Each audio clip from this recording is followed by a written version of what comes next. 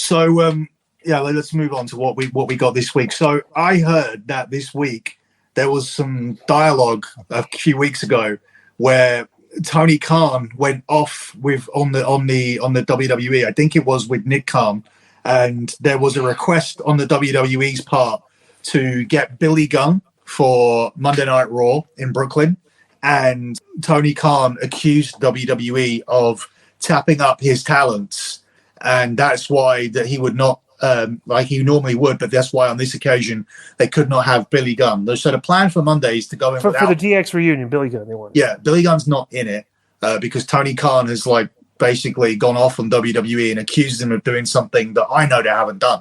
So there's no Billy Gunn this week. The plan was, and probably still is, they're promoting them separately, but the Bloodline and DX are supposed to have a confrontation. That's what was planned. So, whereas it's probably better to try and get 2 segments of television out of that, two big quarters. It appears like the plan was to put them together. Now, the 5 and 5 numbers don't match up now without Billy Gunn, so perhaps it might be taken off Raw, but that was the original plan. The thing that I want to say about it and why I know it not to be true is it's like Khan has worked himself up into a shoot from what he reads on the internet. There's this thing on there, there's things on the internet constantly where they're saying WWE want to hire this guy back. WWE want to hire this guy back. WWE have only gone for the guys who are available. Like they know, if they've tried to find out the contract situations of certain people, they've not tapped him up. The only one I know who falls into that category is Undertaker. And literally, I was at this show in Nashville where the Undertaker hung around to talk to Ric Flair and hung around to talk to Andrade about trying to bring him back. And has put a word in for him and said that Andrade wants to come back. That's the only one that I know. All these other situations where you're looking at Aleister Black and all these people, look, this is the part that wrestling fans and these marks on Twitter don't understand. There's no out here. Like WWE are a business who have their own contracts, right? If you write a contract for a wrestler and it says 3 years on it, and the wrestler looks at that and he sees there's no way out unless the company who control the contract say you're fired, because it's a one-sided contract where the company can fire you, but you can't leave, and you know that, and you still sign, then you signed. So it doesn't matter if you're Andrade or Aleister Black or whoever now is unhappy at AEW. It doesn't matter. You got the deal from AEW. It said that they can fire you, but you can't leave them if you want to. You signed it. Same way it works at WWE.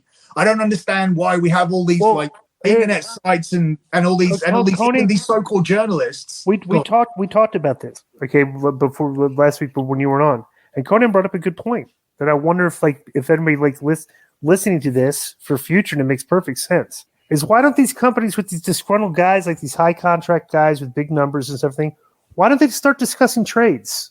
Like there's an open dialogue, something. Why Miro is making $1 million a year at AEW and they're doing nothing with him, and maybe there's a guy at WWE that they're doing nothing with, and the Tony Khan wants everything. Why not discuss a trade? Because this isn't like a sports team in the sense where where winning is the objective.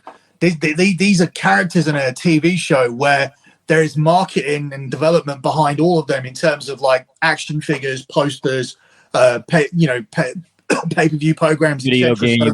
Exactly. So it doesn't just work like that. Yeah, but my point is, Billy, think outside of the box. If you're not getting a return of investment on your talent, you're not using him right, and he's being toxic, why do you want him there? Okay?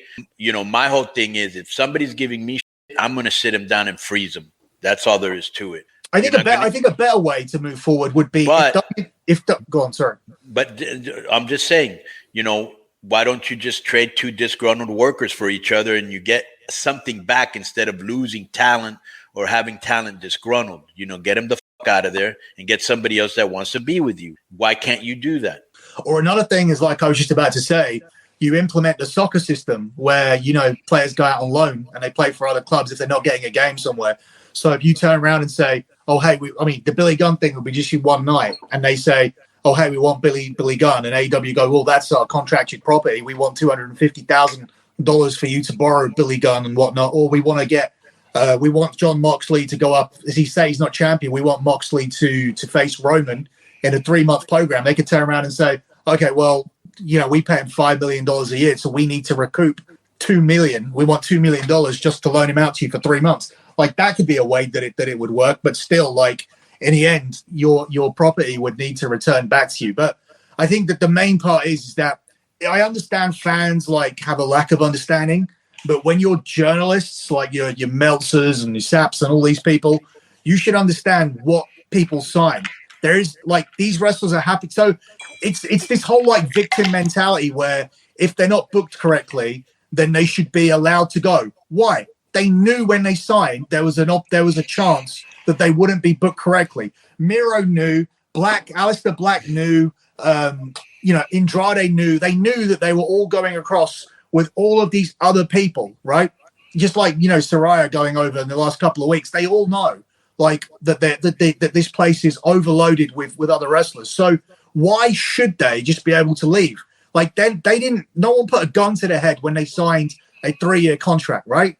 So why does 3 years not mean 3 years? Why are these people portrayed as victims in the wrestling media when they're not booked properly and they throw their toys out of the pram and they want to leave?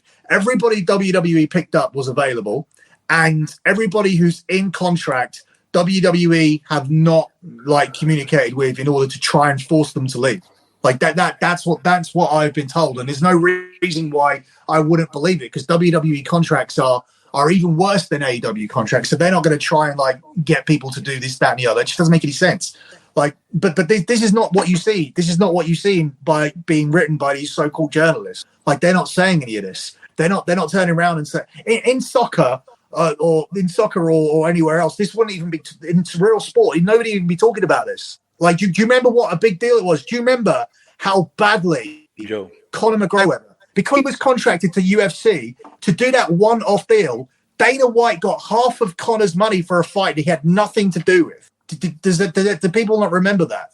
Yeah. Well, Dana White got $45 million because he had Conor McGregor on a contract. Like that's the real world. Like this, right. That's all boring shit to me. Though the contract stuff and everything, they're not going anywhere. They and then it's funny that you have to explain to fans how contracts work. But why? Why do I have to do this? Because they don't. Everybody's doing it though. Like that's the thing. Like everybody, like the fans didn't know this. It's just, bro. It's just like you're just trying to placate the mob.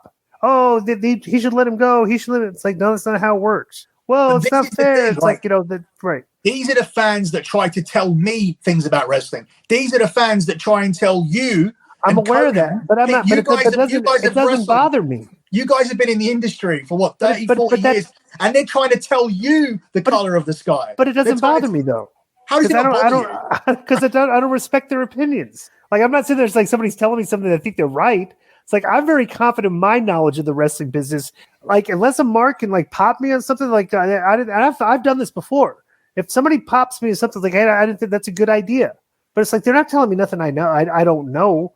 But they get their jollies out of thinking they're telling me something I don't know, and it makes them feel smarter. And that's what the term is a smart mark. They're inside the business. They learn from people and stuff, but they don't really know until they've been in a production meeting or written a show, and they don't. So what else? And bro, that's the same way I am. When I see those type of things, it demonstrates to me their knowledge level of my industry, and I have no respect for them. So that's why I don't give a.